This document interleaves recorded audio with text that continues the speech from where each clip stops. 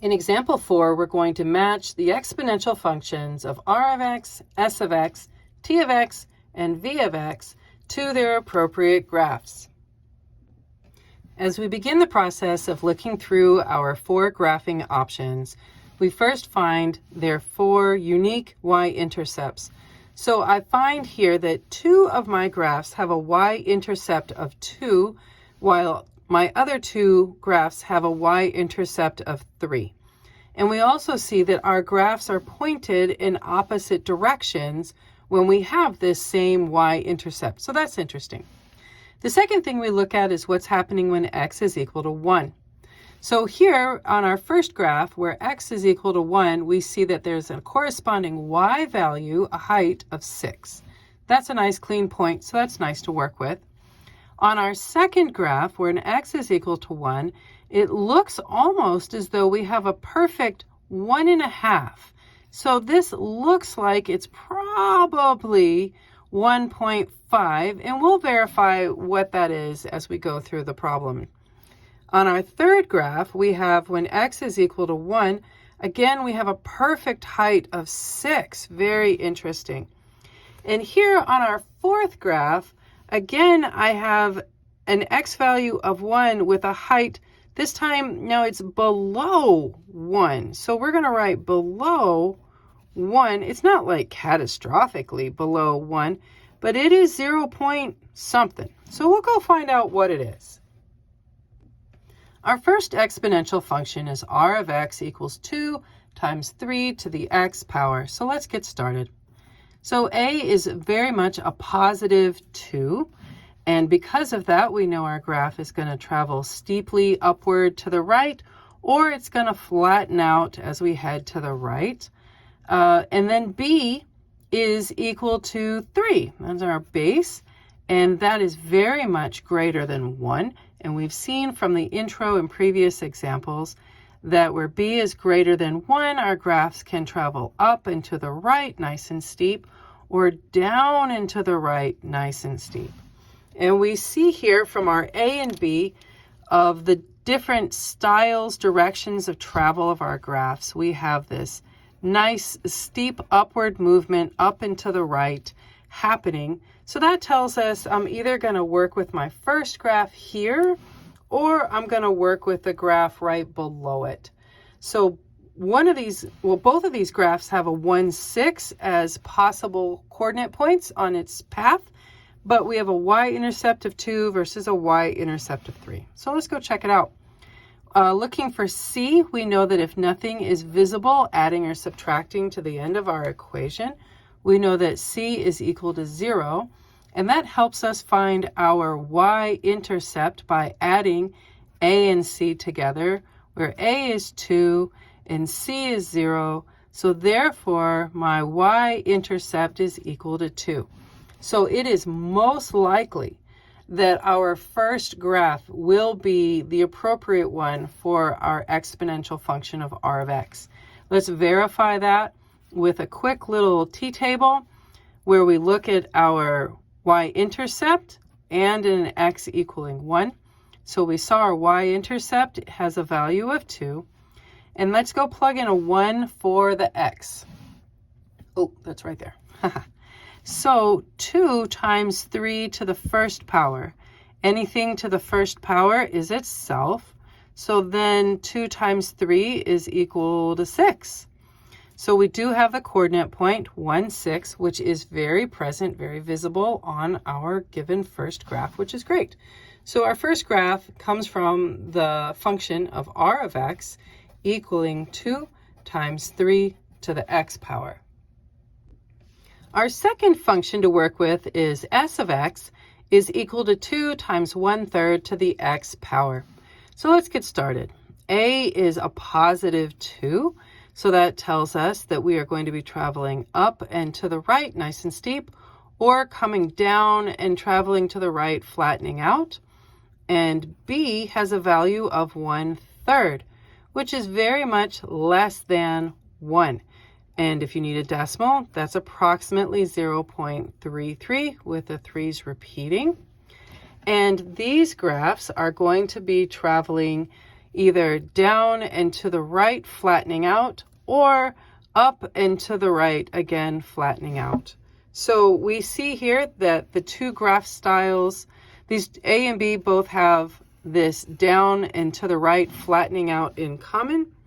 And that's really helpful because here is my second graph, down and to the right, flattening out, and my fourth graph, down and to the right, flattening out. So it should be one of these two graph options that we choose. So let's look at C. There is nothing visible added to the end of our function. Therefore, C is equal to 0. And we can then determine our y-intercept, where A is 2 plus C, which is 0. So our y-intercept is equal to 2. So our fourth graph option should be the graph that we look for. This should be our match, and we're going to continue verifying that with our little t-table. So here's x and y, with x equaling 0 for the y-intercept, and then we'll check x value of 1. So the y-intercept is 2, which we have here. And let's go plug in a 1 into our function. So 2 times 1/3 to the first power. And 1/3 to the first power, any number to the first power is itself.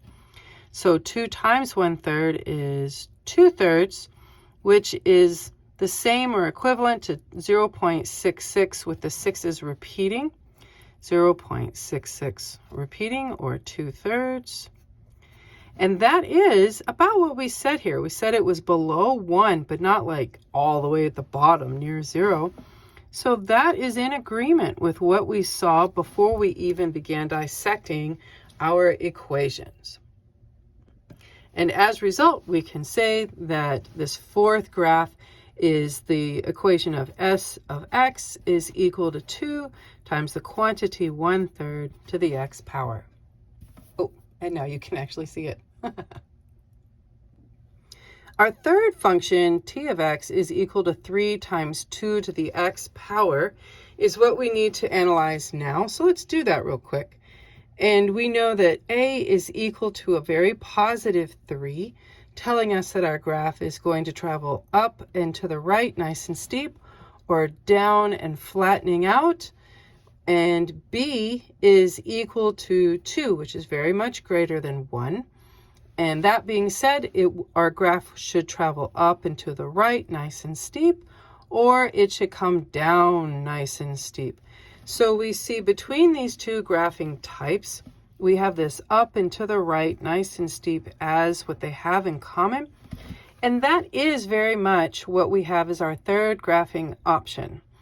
So let's look at this real quick. We have a y-intercept of 3, and truthfully, if you look at the other one, let's move the paper, they both have a y-intercept at 3. So we really need to verify. We need to take a minute to verify what's happening on this t-chart, even though we suspect that we will be traveling up and to the right. So let's go make sure that we know what we're doing. You got to know that you know. So there's nothing added to the end that's visible, telling us that our C as a result is 0. And we know that we can find our y-intercept by adding a plus c. So a is 3 and c is 0. And we know, therefore, our y-intercept is equal to 3. But we already knew that had to happen, as that's the only option from our two graphs. So let's go check out our t-table. So x and y. So the y-intercept, we know that's 3. What happens when you plug in a 1? So 3 times 2 to the first power. So 2 to the first power is just 2. So this is really 3 times 2. And 3 times 2 is 6. And there it is, right there. The coordinate point 1, 6, here visible on our t-table. So we had suspected, because of the direction that we discussed, that we believed it would travel, and it does. And then we also verified it with our t-table. So again, it continues to be really, really nice when you have your understandings of the behaviors of curves match what you find in the numbers. So it stands to reason that our fourth exponential function of v of x equaling 3 times the quantity of 1/2 to the x power should be this second graph that we were given to work with. It should. So let's go find out that we really did know what we were talking about. A is equal to a very positive 3. So that means our curve will be traveling up and to the right, nice and steep, or down, flattening out right there. And then B is equal to 1/2, which is very much less than 1. And graphs that are less than 1 will be traveling down, flattening out, or up, flattening out. And we see between A and C that we have this come down and flatten out in common, and that's great. And that does agree with what we have for our second graph option as it comes down and flattens out. So that's nice. Let's keep going. We don't have anything visible adding at the end of our function, so therefore we know that C is equal to 0, and we can determine what our y-intercept is by adding our A value and our C value, and we learned that a y-intercept is actually 3, and it is. So again, we're still in agreement, and it is good to be in agreement. It is great when the facts verify themselves and there's nothing left to speculation. So let's go finish this off with an x and y. We have our y-intercept when x is 0 equaling 3. And let's go find out what happens when x is equal to 1. So 3 times 1/2 to the first power. 1/2 to the first power is just 1/2. So 3 times 1/2 is equal to 3/2. Or if you really are wanting that decimal, that's 1.5. It's not even an approximate. It's right on the nose. So we have right here, we said, hey, this looks like this point crosses right in between a height of 1 and 2. And it does. It does. That's really nice that this makes the 1.5. Our table is in agreement. Therefore, our second graph ends up being what we suspected, a v of x equaling 3 times 1/2 to the x power. And there you go.